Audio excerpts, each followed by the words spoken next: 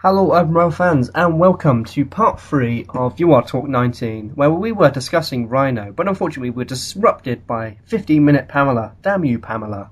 Anyway, yeah, so we were talking about Rhino, and I think the question I was about to ask you, Sniffy, was, I think you said about the fact that freaks are actually kind of useless after they get the poison in.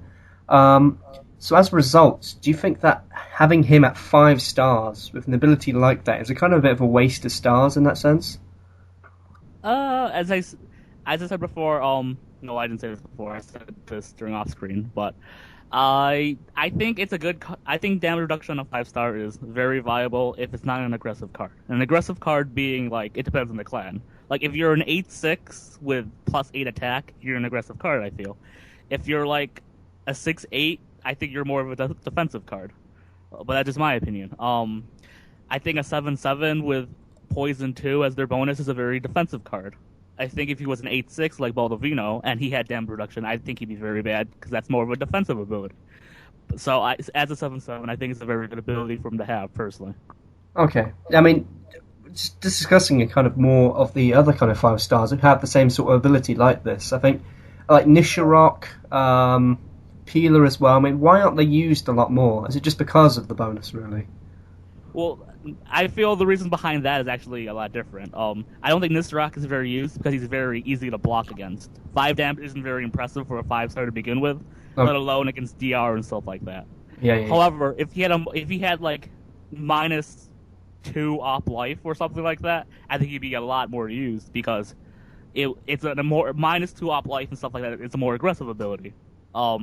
Whereas, as I said before, DR is a very defensive ability, and an 8 powered card generally doesn't want a defensive ability if it's going to attack. Yeah. I mean, there's the same sort of thing really with Peeler. Actually, I did say Peeler was underused, but he actually really isn't that underused. He kind of, I think he's more kind of a staple, really. Yeah, I mean, with Peeler, why is it different though with Peeler? It's just because he has the more damage, I suppose, which means that. Well, as a 7/7 is pretty good for a defensive stat.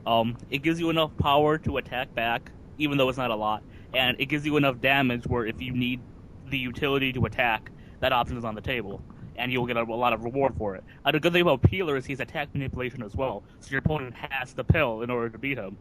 And if they have to pill, they're going to get damage reduced even if you lose, so he has a lot of options on the Yeah. table, which is really good for him. It's just kind of win-win-win, really, in that case. Right. All right then. So I think there's nothing really more we need to say about Rhino, really, unfortunately.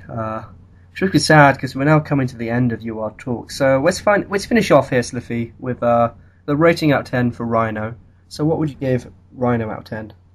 I give Rhino, I think, a 9 out of 10. It might go 9.5. I'm very indecisive today. I'm very sorry.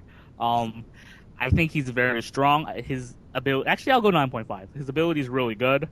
His stats are very decent. I think he'll become a staple 5 star freak, depending on the deck. Okay. Yeah, I definitely agree with you again. I will. Common theme. It's a common theme, yeah. I'm not going to give you the same rating though. Oh, Mm, what's you going to go? I think when I played with him though, I think the issue for me was trying to find the right time to like attack or defend with him. Because if you don't attack, if you kind of wait too late, I think you kind of then end up having to just damage reduct him, and then it's kind of a bit of a waste of 5 stars in my opinion. Well, that's the utility part of It's it. the You got to use a card when yeah. you need to use a card. I think it's definitely you'll end up using this card, whatever the case, in whatever fight. But at the same time, though, I kind of not want to have like. I mean, I would rather have something that would do like a full effect in one hit or whatever. Like for example, back in the day, there was a card called Hawk, which used to actually just obliterate anything. And as a result, I wish Rhyno was OP like Hawk was. That's basically what he's saying, guys. that's basically what I'm trying to say here. Any card that's not Hawk is pretty bad, in my opinion. Anyway, yeah, I've lost my trail of thought now. Oh yeah, yeah. So I want to have that kind of huge hit at the beginning instead of having kind of more like half options. Well, I won't be able to attack with him this round. I might as well just defend or whatever. And I suppose that utility option is a good thing. But at the same time, though, I don't think it's like it won't win you games like 100%. Is what I'm trying to say. It won't like make it any definite or anything like that, I suppose. But having said that, though. the damage reduction is definitely a great ability to have with the Freaks, which does make him a very strong card. So as a result, I think I'm going to just go a bit under Sliffy here and say a 9 out of 10. I still think he's a great card and everything. Maybe not as overpowered. Well, he's still pretty amazing, though, to be fair. Right, so that's it for UR Talk. Thank you all for watching. Make sure you subscribe and everything, and make sure you comment below and everything like that. Favourite, everything like that, like, stuff like that. And yeah, that's it for me, really. And that's it from Sliffy as well. Yeah, surprised you didn't make a review joke at the end of that. I'm okay with this. Alright, so I'll see you guys all later. This is Mitchell 1 2 and Sliffy signing out. See you guys.